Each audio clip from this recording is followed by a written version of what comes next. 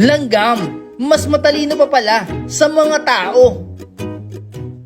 Nagkaroon nga ng eksperimento ang mga scientists at kinumpara nila ang mga langgam sa mga tao sa pagsosolve nga ng mga ganitong klase ng puzzle. At dito nga, makikita ninyo na pare-pareho silang nagtutulungan. Ang mga langgam nakikipag-communicate sa mga kapwa langgam at ang mga tao ay ganun din. Pero magugulat kayo sa naging resulta dahil mas unang nailabas ng mga langgam itong ang puzzle kaysa sa mga tao. Marahil dahil ito sa communication, dahil alam naman natin na minsan mahirap nga makapag-communicate sa kapwa-tao. Hindi katulad ng mga langgam, sanay na sila dito. Alam naman natin na kapag langgam, meron silang sinusunod na leader. Kaya nga naman madali nilang nakukuha ang kanilang dapat kuhanin, lalo na ng pagkain. At ito nga, ang mga sample ng puzzle kung paano na ayos at nasolve ng mga langgam. At ito pa nga, ang isang puzzle kung saan magugulat kayo dahil napakahirap ng puzzle na ito pero nagawa ng paraan ng mga langgam. Kung makikita ninyo ay nagtatawag muna ang mga langgam nga ng kanyang makakasama para nga naman kuhanin ang pagkain. Pero syempre, hindi ito madali. Pero tignan ninyo kung gaano nga sila katalino at nailabas na nga yung isa. At syempre, nakita nyo naman, gumagawa pa rin ng paraan para nga naman mailabas lahat. At ayun, pumasok na nga.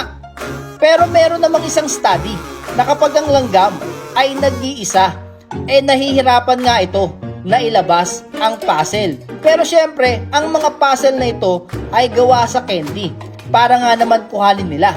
Yun nga lang, nakita dito sa experiment na ito na kapag nag-iisa nga ang langgam, hindi niya kayang ilabas ang puzzle. Nahihirapan siyang mag-isip. Hindi katulad kapag marami sila at meron silang leader na nagsasabi kung saan nga dadalin ang pagkain na ito. Isa lang ang ibig sabihin yan. Kapag nga ang mga langgam ay marami, mas nakakagawa sila ng maayos, mas nailalabas nila ang puzzle. Hindi katulad sa mga tao. Kapag madami ang tao, napakahirap nga naman utusan at pasunurin nga. Pero kapag nag-iisa ang tao, kayang-kaya niya itong ilabas. Sa langgam naman ay kabaliktaran. Pero ano ang inyong opinion nga dito sa eksperimentong ito na pinapakita nga na mas matalino pa ang mga langgam sa mga tao, lalo na kapag gumagawa sila ng puzzle? I-comment ninyo para malaman natin at makarating sa kanila. At kayo nga rin ba'y naniniwala sa eksperimentong ito?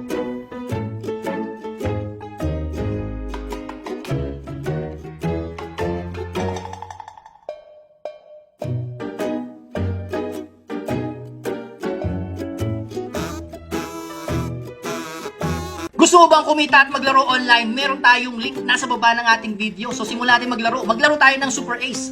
So click lang natin yan. Kitang-kita ninyo. Yan, kilalang laro yan. Pero bago ang lahat, bili tayo ng bonus para nga naman mas malaki yung ating tamaan. So lagay natin siguro mga yan, para 4,000 yung ating tamaan. So click na natin, play na natin, at ayan na, nagsisimula na. Ayun o, grabe naman. Wow naman, kita niyo yun, 10 kagad. Tuloy-tuloy lang, sige pa. So napakabilis lang talagang manalo dito sa Super Ace, lalo na pag kinlik niyo yung bonus kasi nga naman mas malaki yung tama nito. Tingnan nyo, tuloy-tuloy lang. Ayun no, grabe, ang dami naman tama nito. Sobrang solid. Ayun no, tuloy-tuloy lang. Laruin nyo lang Super Ace tapos click nyo yung bonus. Sigurado malaki ang tatamaan nyo dito. Nasa baba yung link, click nyo na.